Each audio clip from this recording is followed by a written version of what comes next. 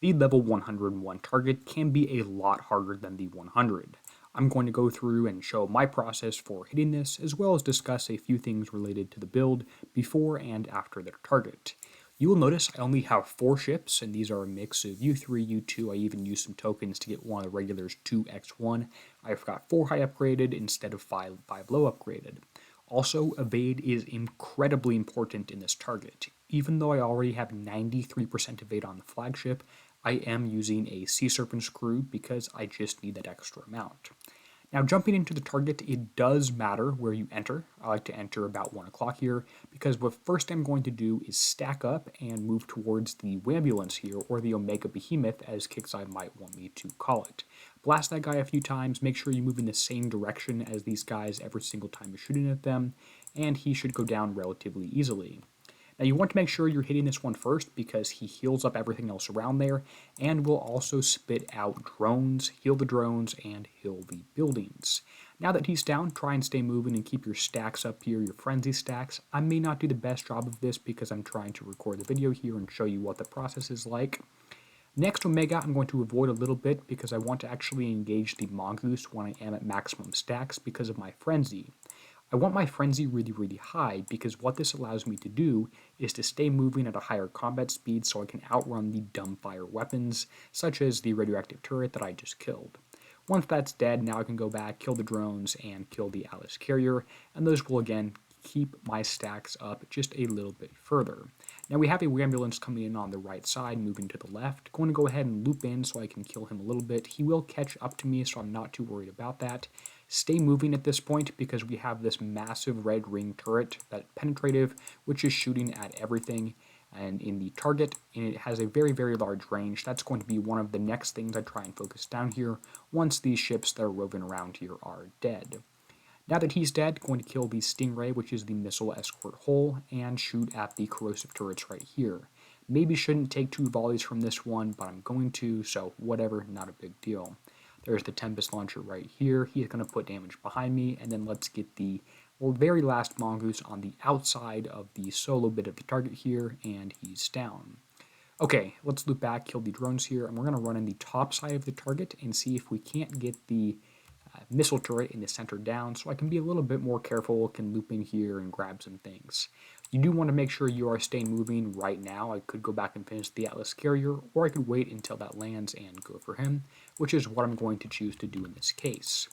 Try and drive by the missile right here, pick up the extra stack so you're staying moving against the Mongoose. Again, I keep saying that, but you really want to make sure you're doing this. Missile turret right here, he's about to fire, may not quite get him down one run. Looks like he missed me, which was fantastic. Damage taken, you can see, is mostly concentrated on the flagship, even though I have 93% evade, and the evade crew, Sea Serpents, and a little bit of an alliance bonus as well. Here's the Mongoose. I'm not going to loop in here yet because I want to make sure that I'm engaging the Omega Behemoth first, and there you go. I did go ahead and highlighted the gargoyle just so I make sure I stay clear of that because I really don't want to be taking damage I don't need to from those. If you want to, you can, drive by those, shift click those. I wish there was a way to make sure one button you can press that everything was highlighted on the map, but unfortunately there is not. Last Mongoose here, gonna hit it behind me because again I'm moving at maximum stacks. Very last Stingray in the target. Notice how many projectiles here end up missing and how many are evaded. Very few, if any of those actually end up hitting me. There's my method for the target, and you're not always going to get results that are quite as good as you're going to see here, but you should be able to get close and use the techniques to replicate this. Looks like I took 6% of the sum of resisted and taken on corrosive, and 2% sum of resisted and taken on penetrative. This means that the majority of the damage I'm taking is corrosive, which may mean I want to focus a little bit more on combat speed, but if I took off my Sea Serpent's crew, that penetrative number would go up. Total repair time here is 10 minutes and 44 seconds, which is great. Let's go ahead back to the base and check the damage on each specific ship and show you the build a little bit more closely. Now, out of that 10 minutes, the majority is probably on the flagship. I am hoping it is 5, so I can post this video as instant base repair. The last target I hit, I got 5 minutes and 15 seconds damage, which was unfortunate. Your driving is also not going to be quite this good every single time, and as I remove these last 3 ships, I have 4 minutes and 27 seconds on that ship, which is great.